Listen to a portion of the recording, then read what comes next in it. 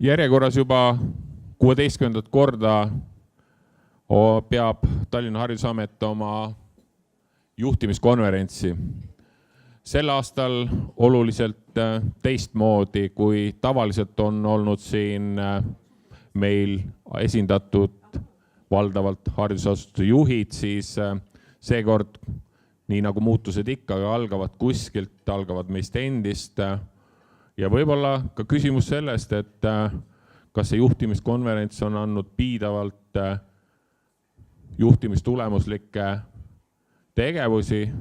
Oleme jõudnud järeldusele, et muutused küll algavad juhtidest, kuid juhtida üksinda on väga raske. Juhtida meeskonnaga on oluliselt lihtsam. Ja sellepärast on siia täna kutsutud ka haridusasutuse juhtimismeeskonnad. See päev on väga tihe, töine ja sisaldab ainult parimatest parimaid esinejaid ja parimatest parimat korraldust.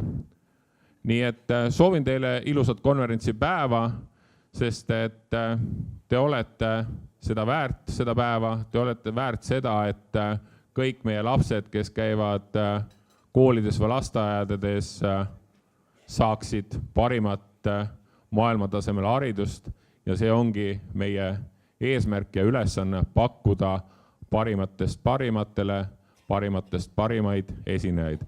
Ilusat konverentsipäeva teile ja palju õnne! Aitäh, Andres!